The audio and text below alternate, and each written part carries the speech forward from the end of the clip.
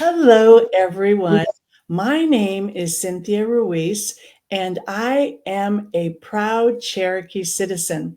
I'm also chair of Chalagi LA, which is Cherokee of Los Angeles. Last week I had the honor and privilege of spending some time on the reservation in Cherokee Nation. And one thing I was so impressed with is our Cherokee leadership. So today I invited one of our tribal council members. There are a total of 17 tribal council members.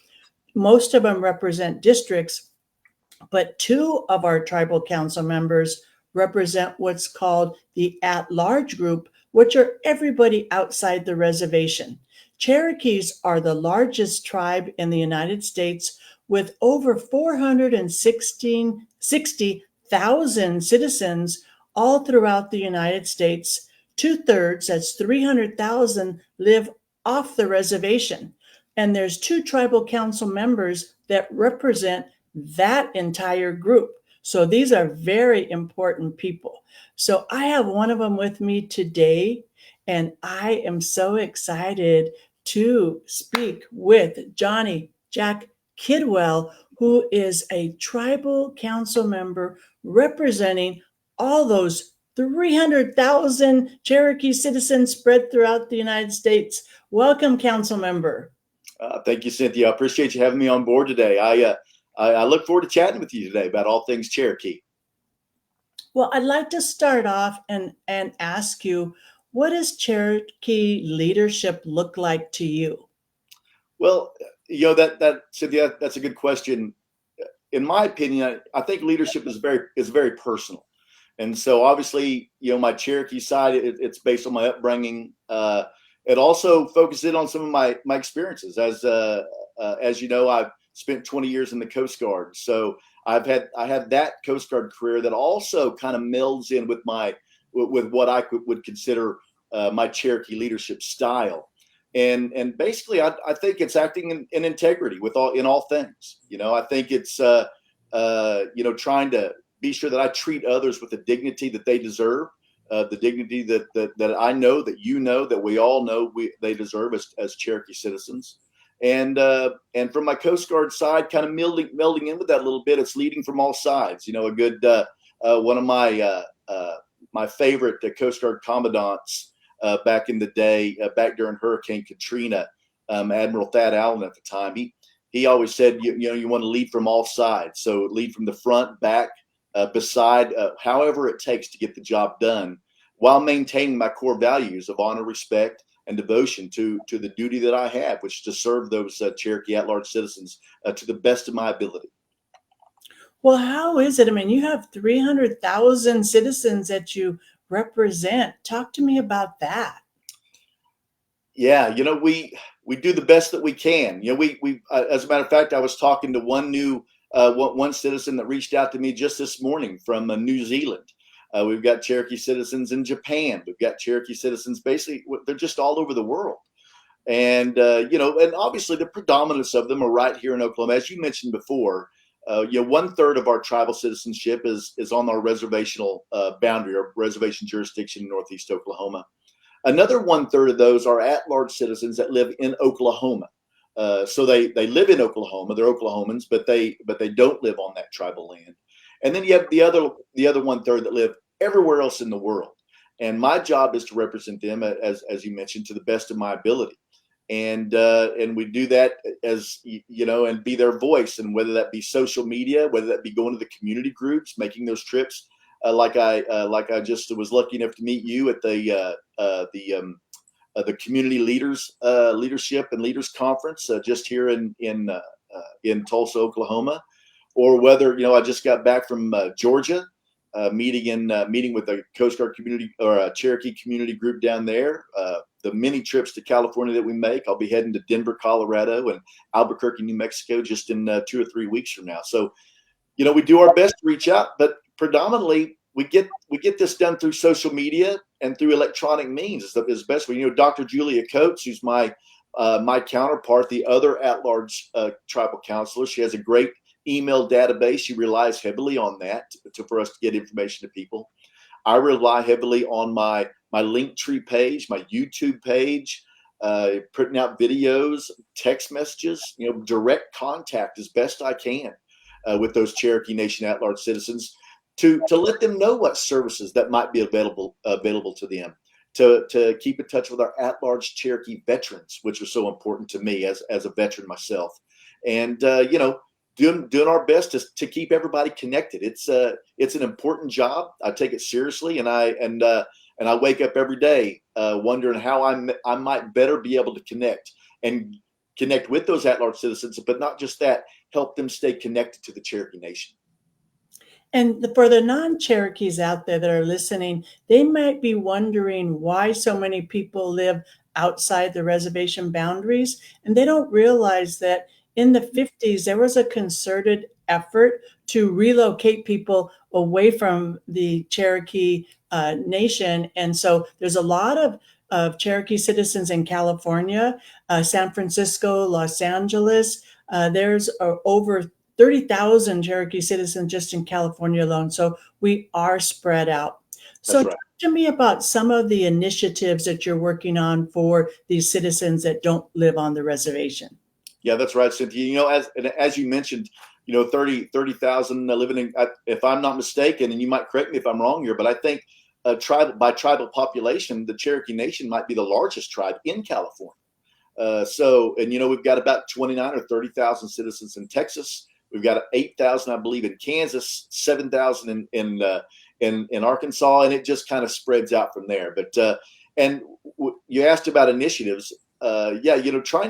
Trying to connect and keep people on the social media and utilizing the internet is one of the big initiatives that the Chief Chuck Hoskin Jr., Deputy Chief Brian Warner, Dr. Julia Coates, and other leadership in the Cherokee Nation are doing, and that revolves around virtual health.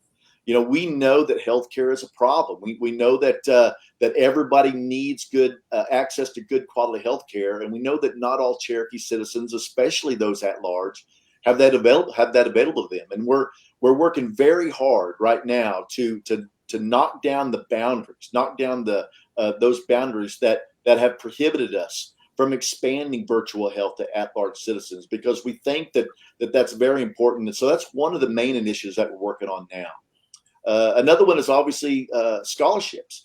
Education has always been a priority for Cherokee, for the Cherokee Nation, and for Cherokee citizens.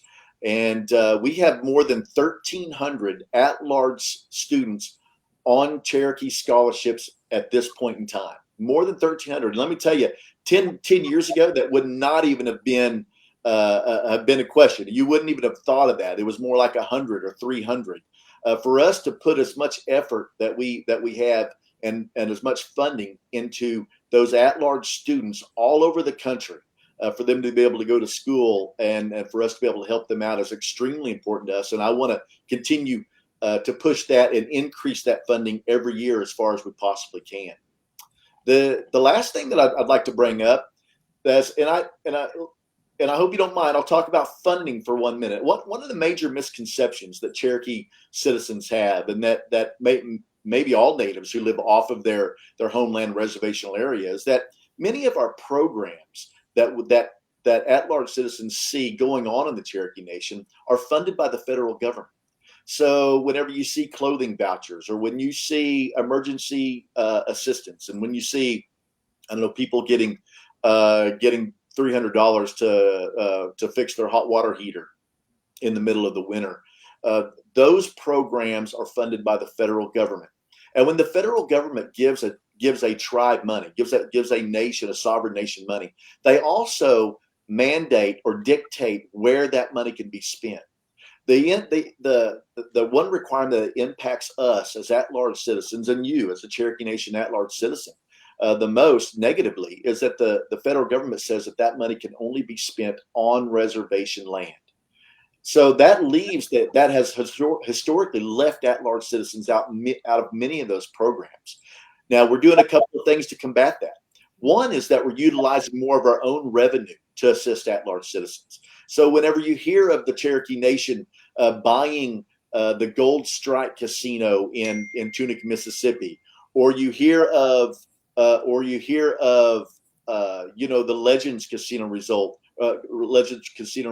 that we just finally got our casino gaming license in Arkansas to build that creates revenue that's unrestricted, and we can expand benefits and resources through that information, or through those funds. I'm getting dinged here, but anyway, so one way that I try to combat that is I created recently, with the help of Dr. Coates and Chief Chuck Oskey Jr., Cherokee Nation At-Large Mutual Assistance, and that stems from my background in the Coast Guard. The Coast Guard had Coast Guard Mutual Assistance, and that is coasties helping coasties. That spirit, what we would call that spirit of Gadoogie, each of us helping each other, pulling together for the betterment of everyone.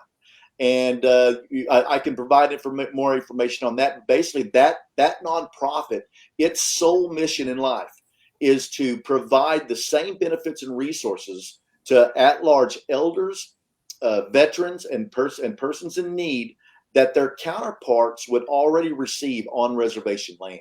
So as we see that grow, as we see that nonprofit grow, it's going to grow through our community groups, utilizing our Cherokee-owned businesses across the country to do things like build handicap ramps, fix roofs, replace that hot water tank, do that emergency repair on that vehicle when that family of 5 has only one vehicle to get around. Those emergency things that we're going to be able to help those folks out. And again, that's Cherokee Nation At-Large Mutual Assistance. It is a charitable. It is a 501c3. I obviously, I restructured my family charitable giving to be able to give that every month. It can receive donations from everybody, but really what that is in the spirit of Gadoogie, and all of us at-large citizens helping each other, because we've been looking for a way to crack the code on helping at-large citizens more. Our tribal revenue, as it increases, is a big benefit to us. And this nonprofit that we've gotten set up and that is starting to grow is another one that's really, really going to help at-large citizens.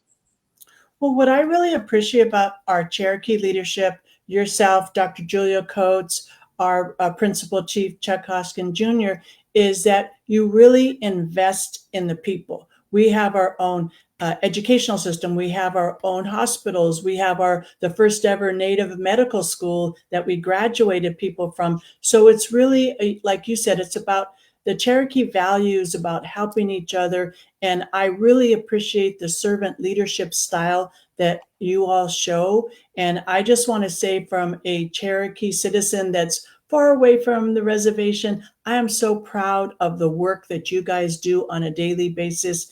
And I truly, truly appreciate you. I appreciate you too. Thank you. So how can people get a hold of you? Well, the best way to get a hold of me is, and I can provide some links for you, and maybe I can put them in the chat whenever we're finished here. But the best way, obviously, is by email. Johnny, JOHNNY -Kidwell, KIDWELL, at Cherokee.org. Email is always the best. I travel quite often, so phone access is not always there, whether I'm in a plane or something else. But trying to get out to those 300 plus thousand citizens across the country puts me traveling quite often. So email is always great, because I can answer those emails and get back to you as soon as I can. And I have a Linktree website. I'll make sure that I get that information to you for people to go on, and they can read a little bit about me and find me on social media. That's so important. And sign up for those text messages, because I do videos here in my office that tell at-large citizens about things that are going on that help connect them to the Cherokee Nation. And I like to be able to text those links out to people. That way they can watch that video and they can see kind of what's happening and have somebody talk to them. And then I can answer questions that might come up in those comments. So we do our best. Electronic means, we